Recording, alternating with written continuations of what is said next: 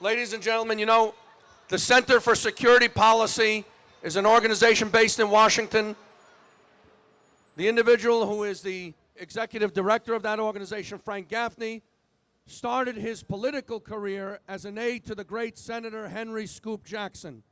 And that agency is responsible for all of the research which examines all of the threats to the American people from various sources, and most prominently now from the government of Iran, which this deal and this president will, God forbid, guarantee will last for a generation or more. He is entrenching the Ayatollahs to help us fight this, to help us resist. Please welcome Frank Gaffney, the director of the Center for Security Policy.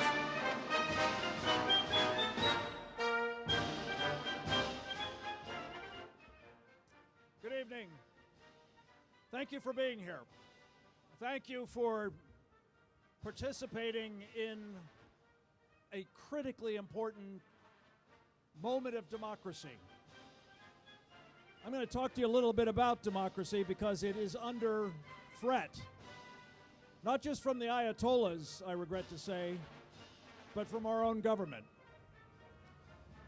We are witnessing in our time the single most dangerous agreement that has ever been signed in human history.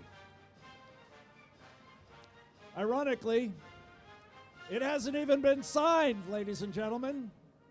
Nobody signed this agreement of ours. Not the US, not the Europeans, not the Iranians for sure.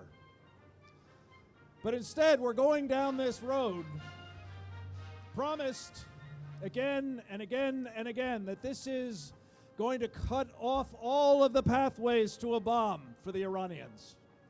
This is going to ensure that they are prevented from becoming a greater peril to the Middle East, to our friends in Israel, to us. This is what is technically called in totalitarian systems the big lie. It ain't so. And you know it's not so. And much more importantly, in a way, people like Kirsten Gillibrand know it's not so either.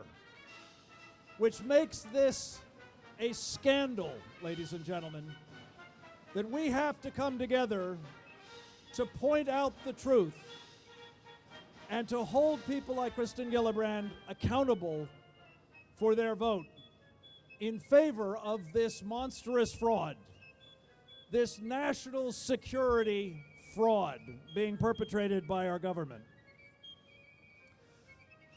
Our government wants you to believe this is all over, folks. It's all done. They say that the president's veto of a resolution to disapprove this deal is now assured because a small minority, a small partisan minority, is determined to sustain the president's veto and foist this dangerous deal on all of us. They even say, I don't know if you've been following the latest developments on this, but they're now even saying that they have a slightly larger, but still small, still partisan minority that will vote to prevent the Senate of the United States from even voting on this resolution of disapproval. Can you believe that? We're talking about having abandoned the constitutional process, which says that 2/3 of the Senate have to affirmatively support something like this, to a deal in which only 1/3 of the Senate can foist it on us, to the point where not even that is needed to get us no vote at all. I honestly don't think I've known a scandal of this size in Washington in my professional career, and that's saying something, as you know. What do we say? I suggest we say, it isn't over.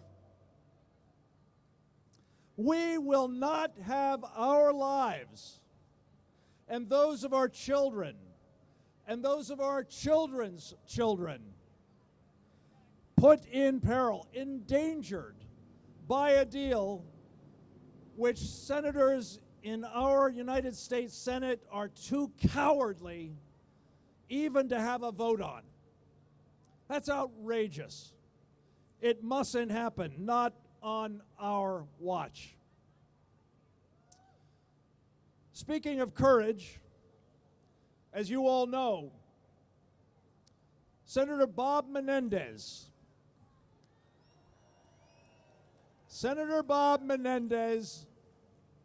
challenged the big lie eloquently, forcefully. He spoke the truth about this bomb, this Obama bomb. And what did he say? He said he was going to vote against this agreement so that his name would not be on that bomb of Iran's. Now I ask you, ladies and gentlemen, do you want the names of people who represent you in the Congress on that bomb? Say, Kirsten Gillibrand's name on that bomb? If you don't, let's let her hear us now. No to the Obama bomb. No to the Obama bomb. No, your name must not be on the Obama bomb because we don't want our name on its crosshairs. Let me close by saying this rally is another important reminder of democracy mattering. A week from now, we're going to have another one at just the critical moment, we think, in Washington, D.C. You'll be able to see such important individuals there as Donald Trump and Ted Cruz and Glenn Beck, and I'm hoping tens of thousands of our countrymen on the 9th of September, starting at 1 o'clock in the afternoon on the West Lawn of the Capitol of the United States. I hope every one of you will make an effort to be there and to bring people that you love, people who, like you, will be endangered by the Obama bomb if Kirsten Gillibrand supports this dangerous deal with Iran. Let me conclude by introducing the man I have the great privilege of working with at the Center for Security Policy. He's one of the country's foremost experts on this deal. You probably have seen his writings everywhere because he is desperately trying to educate all of us as to what is at stake here, what the risks are for our country and for its people. His name is Fred Fleitz. He served with great distinction in the intelligence community of the United States for about 20 years. His job in the Central Intelligence Agency was to monitor what these sorts of threats are and what they're becoming. He is the man who probably did as much as anything besides Senator Tom Cotton and Congressman Mike Pompeo to bring to our attention the side deals that the Obama administration has allowed to be struck but will not show the Congress of the United States, something that is explicitly required in the Corker-Cardin bill. So please join me in thanking for his extraordinary service in the CIA, in John Bolton's office at the State Department, and in the House Intelligence Committee, my friend and colleague, Fred Fleitz.